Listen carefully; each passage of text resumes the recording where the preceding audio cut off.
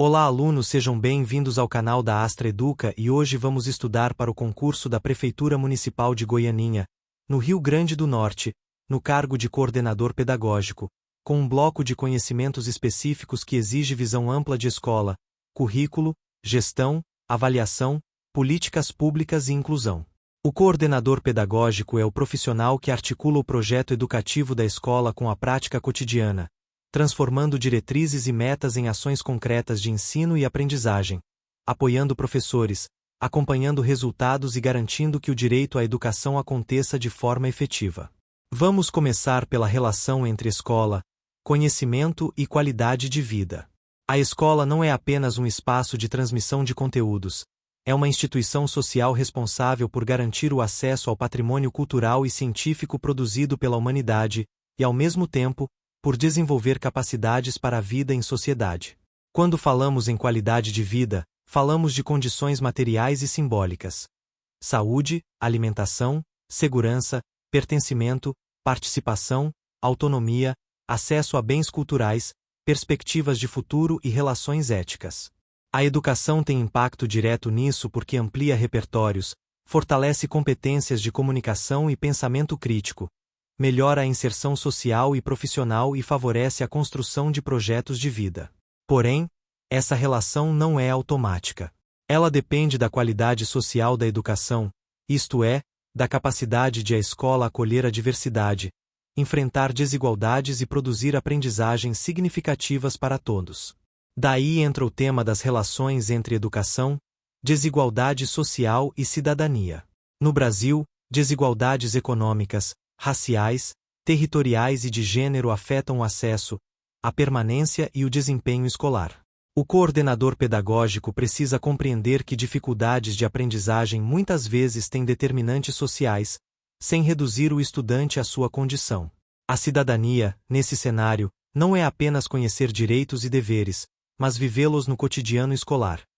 Participação, respeito, diálogo, resolução de conflitos, acesso à informação e construção de autonomia. A escola é um espaço privilegiado para formar cidadãos ao criar situações em que o estudante argumenta, escuta, coopera, decide e assume responsabilidades. E isso exige intencionalidade pedagógica, não apenas boa convivência espontânea. Quando tratamos de educação e diversidade cultural, entramos no compromisso com uma escola que reconhece identidades e histórias diversas, combate preconceitos e promove equidade. Diversidade cultural envolve diferenças de origem, crenças, linguagens, modos de vida, territórios, culturas juvenis, tradições locais e também as marcas históricas do racismo estrutural no país. A educação escolar deve ser inclusiva no sentido amplo. Incluir não é somente matricular, é garantir participação e aprendizagem com acesso ao currículo, com estratégias de ensino, recursos e mediações adequadas. Isso se conecta ao princípio de igualdade de condições para acesso e permanência e ao respeito à liberdade e à tolerância, fundamentos presentes nas bases legais da educação. Agora vamos para princípios, normas legais e diretrizes curriculares da educação básica e do sistema de ensino. Em provas para coordenação pedagógica, é essencial dominar a ideia de que o direito à educação é garantido pela Constituição Federal, que estabelece a educação como direito de todos e dever do Estado e da família, promovida e incentivada com a colaboração da sociedade. A LDB organiza o sistema educacional e define princípios, etapas e modalidades, além de orientar a gestão e o trabalho pedagógico. O Estatuto da Criança e do Adolescente reforça a prioridade absoluta e a proteção integral, o que implica dever do poder público de assegurar acesso e permanência com qualidade. No campo curricular, a Base Nacional Comum Curricular orienta aprendizagens essenciais e competências gerais, articuladas a currículos estaduais e municipais, respeitando a autonomia dos sistemas e das escolas para contextualização. Diretrizes curriculares nacionais e normas do Conselho Nacional de Educação complementam esse arcabouço, orientando organização, avaliação, educação inclusiva, formação e modalidades. É importante compreender que diretrizes curriculares não são um roteiro fechado de aula, mas um conjunto de orientações que definem princípios, finalidades, direitos de aprendizagem e parâmetros de organização. A escola que desenvolve educação inclusiva deve alinhar seu currículo, suas práticas e sua avaliação a esses marcos, garantindo acessibilidade pedagógica, física e comunicacional, e oferecendo atendimento educacional especializado quando necessário, sem substituir a escolarização comum. Para o coordenador, isso significa acompanhar planejamento docente, promover formação continuada interna, garantir adaptações razoáveis, organizar estratégias de diferenciação pedagógica e apoiar práticas avaliativas que identifiquem barreiras e potencialidades. Em seguida, precisamos discutir visões da função social da escola e implicações educacionais. Há concepções que enfatizam a escola como instrumento de reprodução social, apontando como ela pode reforçar desigualdades ao selecionar e excluir simbolicamente. Há também concepções que defendem a escola como espaço de transformação, capaz de ampliar oportunidades, construir pensamento crítico e formar sujeitos de direitos. Na prática do coordenador pedagógico, essas discussões aparecem quando a escola decide se vai responsabilizar exclusivamente o aluno por não aprender ou se vai analisar condições de ensino, currículo, práticas e relações. Uma função social consistente exige compromisso com aprendizagens reais, com inclusão, com formação cidadã e com a construção de sentido do conhecimento para o estudante. Nesse ponto, entra a educação na perspectiva de Paulo Freire. Freire critica a educação bancária, em que o professor deposita conteúdos e o aluno apenas recebe, e propõe a educação problematizadora e dialógica. O diálogo, aqui, não é conversa desorganizada, mas encontro de sujeitos mediado pelo mundo, com perguntas, investigação, leitura crítica da realidade e construção de consciência. Freire defende que ensinar exige rigor metodológico, respeito aos saberes do educando, curiosidade, ética, estética, esperança e compromisso com a transformação social. Para o coordenador pedagógico, essa perspectiva inspira práticas de planejamento que partem de temas significativos, de projetos integradores, de metodologias ativas com intencionalidade, de participação estudantil e de avaliação formativa. Também inspira a postura de liderança pedagógica, orientar sem autoritarismo, escutar professores e estudantes, mediar conflitos com diálogo e sustentar altas expectativas de aprendizagem para todos. Agora vamos à construção coletiva do projeto político-pedagógico voltado ao desenvolvimento humano do educando e ao processo de aprendizagem. O PPP é o documento e, mais do que isso, é o processo que expressa a identidade da escola, suas finalidades, sua leitura de realidade, seus princípios, metas, estratégias, formas de organização e avaliação. Ele é político porque envolve escolhas e compromissos com um projeto de sociedade e de formação humana. É pedagógico porque orienta currículo, metodologias, avaliação e relações de ensino e aprendizagem. A construção coletiva significa a participação de professores, gestão, funcionários, estudantes e comunidade, com espaços institucionais de deliberação, como conselho escolar e reuniões pedagógicas. Não é um documento feito para cumprir exigência, e sim para orientar o cotidiano e ser revisitado. Na prática, fundamentos do PPP incluem diagnóstico da escola e do território, análise de indicadores de aprendizagem e fluxo, identificação de necessidades de formação, definição de metas e prioridades, organização do trabalho pedagógico e de ações de inclusão. Planejamento envolve transformar metas em ações com responsáveis, prazos, recursos e critérios de acompanhamento. Implementação exige liderança e acompanhamento, observar sala de aula, apoiar planejamento docente, articular projetos, coordenar tempos de estudo, garantir materiais e organizar intervenções. A avaliação do PPP é contínua e institucional. A escola precisa verificar se as ações estão produzindo efeitos na aprendizagem, na convivência, na participação e no clima escolar. Essa avaliação não é apenas por prova. Envolve registros, devolutivas, reuniões de monitoramento e análise de evidências. Isso nos leva ao processo ensino-aprendizagem, concepções e teorias e a avaliação. As teorias da aprendizagem ajudam a compreender como os estudantes constroem conhecimento. Perspectivas behavioristas enfatizam estímulo e resposta e podem aparecer em práticas de treino e reforço. Perspectivas cognitivistas destacam processos mentais, organização da informação, memória e estratégias. Construtivismo, associado a Piaget, Destaca a construção ativa, estágios de desenvolvimento e equilíbrio entre assimilação e acomodação, com importância de situações-problema. A perspectiva histórico-cultural, associada a Vygotsky, enfatiza a mediação social, linguagem, cultura e a zona de desenvolvimento proximal, mostrando que o aluno aprende com o outro, com intervenção intencional e com ferramentas culturais. Em coordenação pedagógica, o essencial é transformar teoria em decisão didática. Como organizar intervenções, como propor desafios, como usar linguagem, como planejar sequências didáticas, como lidar com ritmos diferentes e como garantir que todos avancem. A avaliação, por sua vez, deve ser compreendida em suas funções diagnóstica, formativa e somativa. Diagnóstica identifica o ponto de partida e as necessidades. Formativa acompanha o percurso, fornece devolutivas e ajusta o ensino. Somativa registra resultados ao final de um período para fins de certificação e tomada de decisão.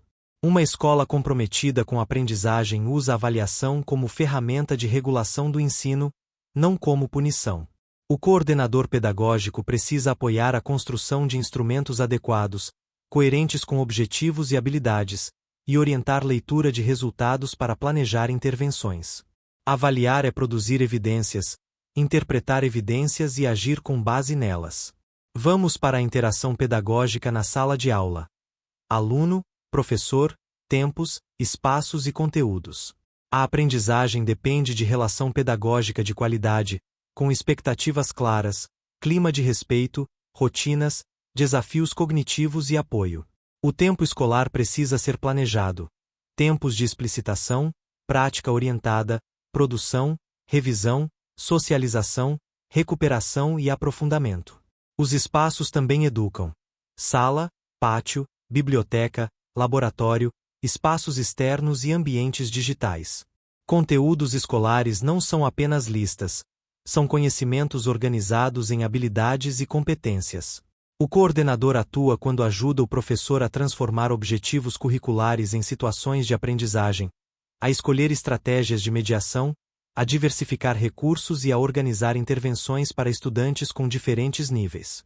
Agora as diferentes tendências pedagógicas no Brasil. Em linhas gerais, a pedagogia tradicional tende a valorizar transmissão, memorização e centralidade do professor.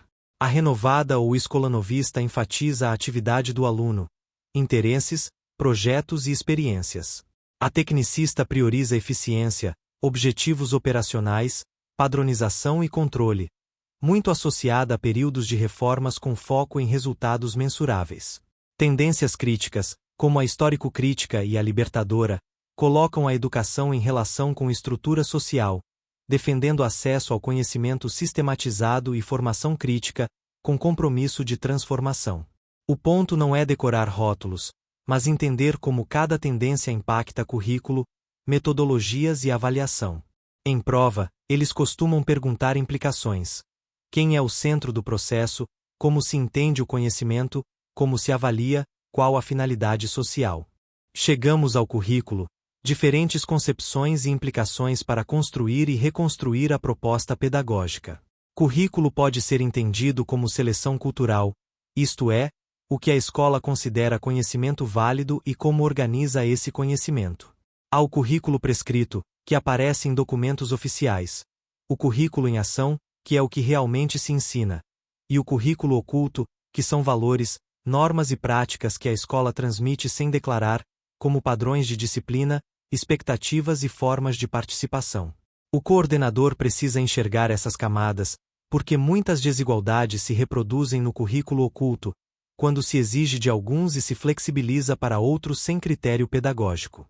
O currículo como desenvolvimento de habilidades cognitivas, afetivas e sociais significa reconhecer que aprender envolve pensar, sentir, conviver e agir. Competências necessárias à leitura crítica de mundo incluem argumentar, interpretar informações, reconhecer fontes, identificar manipulações e participar de decisões.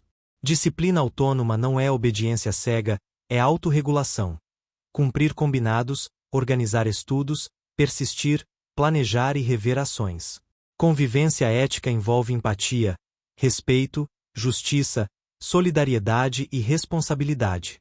Isso se traduz em práticas, projetos de leitura, debates, trabalho colaborativo, resolução de problemas, educação socioemocional com base ética e crítica, e gestão de conflitos. O currículo e a avaliação se encontram tanto na avaliação institucional quanto no processo de ensino-aprendizagem. Avaliação institucional é olhar para a escola como organização. Resultados de aprendizagem, fluxo escolar, clima, participação da comunidade, formação dos profissionais, condições de infraestrutura, gestão do tempo e efetividade de projetos. Ela pode usar dados de avaliações internas e externas, frequência, relatórios, entrevistas e reuniões. Já a avaliação do ensino-aprendizagem acompanha o estudante. O coordenador pedagógico faz a ponte. Ajuda a escola a ler indicadores, transforma dados em prioridades, organiza intervenções e monitora impacto. Avaliar institucionalmente não é culpar professores ou alunos. É produzir conhecimento sobre a própria escola para melhorar. Agora a relação entre conhecimento e vida e o processo de construção e reconstrução curricular coerente com interdisciplinaridade, transversalidade e tecnologias. Interdisciplinaridade é articular áreas para compreender problemas complexos, sem perder a especificidade dos conhecimentos. Transversalidade é trabalhar temas que atravessam disciplinas, como direitos humanos, cidadania, meio ambiente, saúde, ética, diversidade, cultura local, educação financeira e digital, conforme orientações curriculares e políticas. Novas tecnologias da informação e comunicação entram como ferramentas e como objetos de aprendizagem. Aprender a usar tecnologia com criticidade, segurança, autoria e responsabilidade. O coordenador pedagógico precisa apoiar o uso pedagógico das TIC, evitando tanto o tecnicismo vazio quanto a rejeição. Tecnologia deve servir à aprendizagem. Pesquisa orientada, produção de texto, leitura multimodal, simulações, ferramentas de acessibilidade, plataformas de acompanhamento, sempre com critérios de segurança e privacidade. O projeto político-pedagógico como orientador do planejamento escolar, da proposta curricular e dos projetos de ensino-aprendizagem é um ponto central. Planejamento escolar não pode ser um conjunto de papéis desconectados. O PPP orienta a proposta curricular e também os projetos integradores e as sequências didáticas, definindo prioridades, expectativas de aprendizagem e formas de acompanhamento. Os projetos de ensino-aprendizagem, quando bem concebidos, integram objetivos claros, etapas, produtos, critérios de avaliação e participação dos estudantes. Para o coordenador, o desafio é garantir intencionalidade. Projeto não é atividade diferente, é estratégia para aprofundar aprendizagens. Agora concepções de organização e gestão escolar e a gestão democrática. A gestão democrática envolve participação real de profissionais e comunidade, transparência, colegialidade e corresponsabilização. Ela se realiza por instâncias como conselho escolar, reuniões pedagógicas, colegiados, grêmios estudantis quando existirem, assembleias e processos de escuta. Democracia na escola não é ausência de liderança. É liderança compartilhada, com regras, objetivos e diálogo. Para a coordenação pedagógica, isso implica organizar processos, planejar reuniões produtivas, construir pauta com foco pedagógico, registrar decisões, acompanhar encaminhamentos e criar cultura de colaboração. Também implica reconhecer a escola como espaço público, em que a comunidade tem voz, mas decisões pedagógicas precisam estar baseadas em princípios educacionais e no direito do estudante de aprender.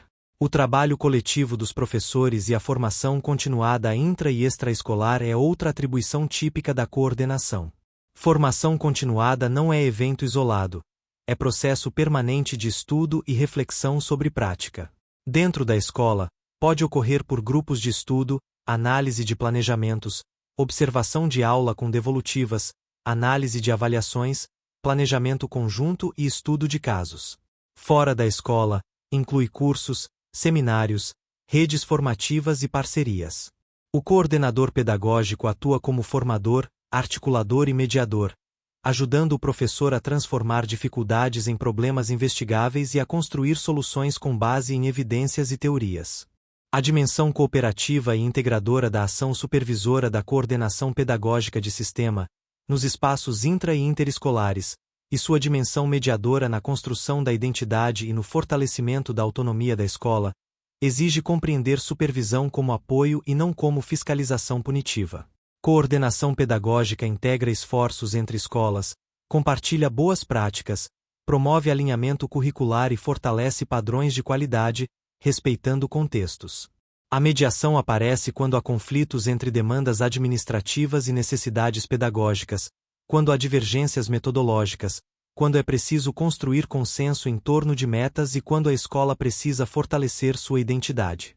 Autonomia da escola significa a capacidade de tomar decisões pedagógicas contextualizadas dentro das normas do sistema, com responsabilidade e compromisso com o direito de aprendizagem. Agora, políticas públicas nacionais, estaduais e municipais na área da educação. Políticas públicas incluem planos de educação, programas de formação, avaliação, infraestrutura, transporte escolar, alimentação, livro didático, conectividade, inclusão e valorização dos profissionais. O coordenador pedagógico precisa saber que a escola não atua isolada. Ela implementa políticas e também retroalimenta o sistema com dados e necessidades. Em nível nacional, há diretrizes e planos que orientam metas, como planos decenais. Em nível estadual e municipal, há planos correspondentes e normas do sistema de ensino local. Programas de apoio financeiro e pedagógico chegam à escola e precisam ser incorporados ao planejamento, sem perder o foco no currículo e na aprendizagem. Financiamento da educação básica é tema recorrente em concursos porque está ligado à garantia de condições de qualidade. A educação é financiada por vinculações constitucionais e por fundos específicos. Há obrigação de aplicação mínima de percentuais da receita em manutenção e desenvolvimento do ensino, e há mecanismos de redistribuição para reduzir desigualdades entre redes. O financiamento impacta diretamente a oferta de vagas, infraestrutura, materiais, formação e valorização salarial. Para o coordenador, não é necessário ser especialista contábil, mas é essencial entender que recursos são condicionantes do trabalho pedagógico e que planejamento precisa considerar uso responsável, prioridades e prestação de contas, sempre alinhados ao PPP. Agora, diretrizes e fundamentos legais da educação básica e suas modalidades.